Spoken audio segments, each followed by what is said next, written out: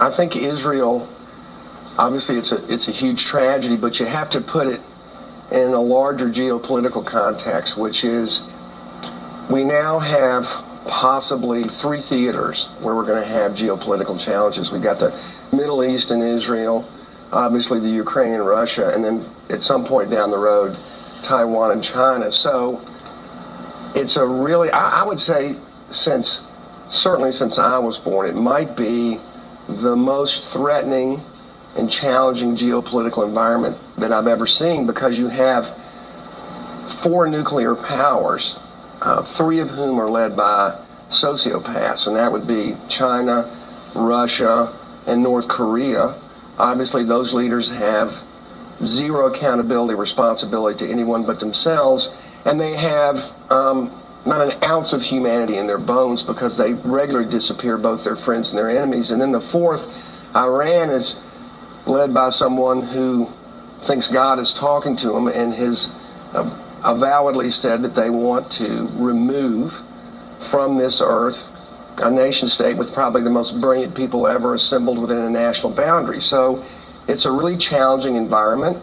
That's Paul Tudor Jones. He was on Squawk Box this morning. He's one of the most successful investors of our time, someone that I follow regularly, and I think you need to pay attention to what he's saying. This is risk on. This is one of the most trying times that I've seen in my lifetime, and I'm even older than Paul Tudor Jones. I think it's time for you to consider moving to cash and considering exactly what you're owning as we're moving into these trying times. I've moved into cash. I'm about 70% cash, and I'm selling even more. But there's more to it than that. Let Paul Tudor Jones explain to you how the financial situation, which I've been talking to you about, what increasing interest rates are going to do to our corporations and what it's going to do to our nation. Best of Us Investors presents Kerry Griegmeyer.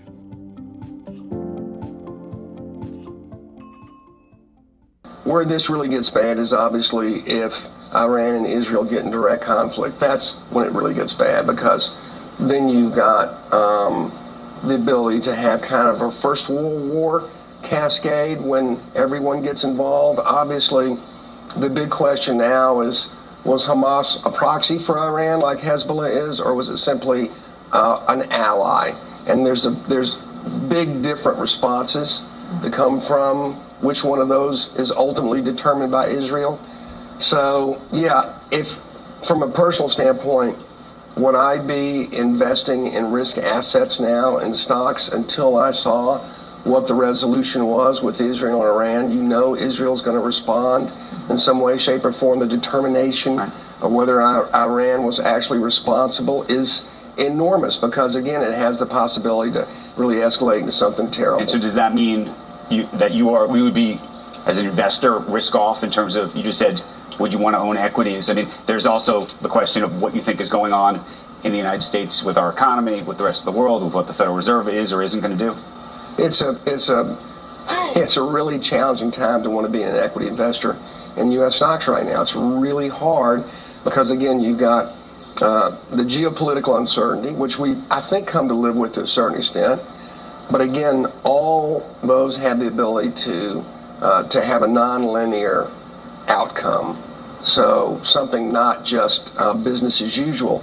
But I think equally as much of a problem is the fiscal situation that we're facing in the United States. If you just think about what's happened since really in the last 3 or 4 months, we're going to have the grinding reality that with 122% of debt to GDP, as interest costs go up in the United States, you get in this vicious circle where higher interest rates cause higher funding costs, cause higher debt issuance, which cause further bond liquidation, which cause higher rates, which put us in an untenable fiscal position.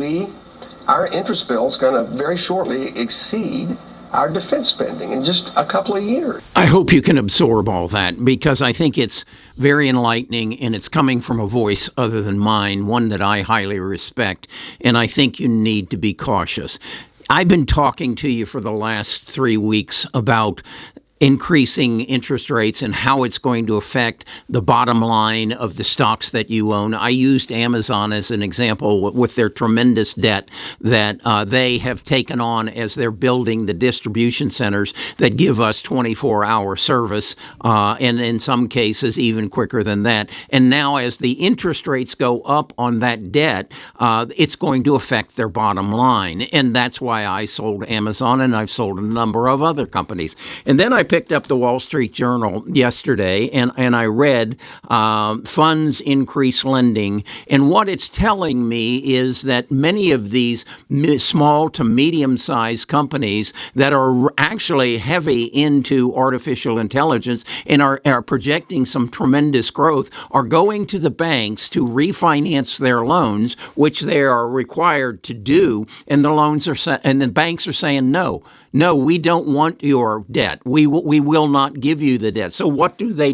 They're going to private equity. They're going to insurance companies. They're going to hedge funds. They're going to pension plans. And they're saying, hey, we're in desperation. We need to refinance this debt so that we can go on and deliver artificial intelligence, so that we can go on and deliver our services to our customers in the future.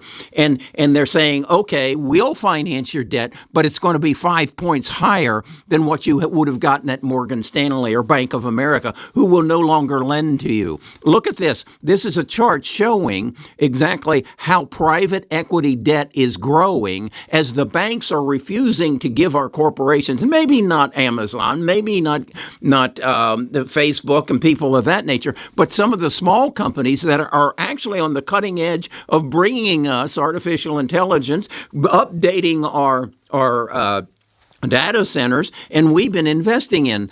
But now there's a new wrinkle. And then you add to it the geopolitical situation of the four powers, three of them which have nuclear weapons, and we've never been here before. And if you know that a tornado is coming, and right adjacent to it is a tsunami, and then a hurricane, what do? You take shelter. You get in the bathtub and you put a big piece of plywood or whatever over you, and you ride it out in safety, or you evacuate. That's where we're at.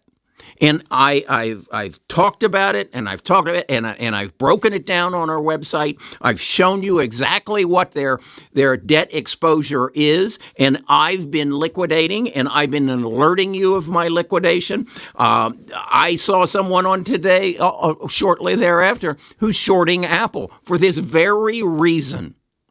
They're too exposed to other nations. They're too exposed to the geopolitical situation, and they're too exposed to debt.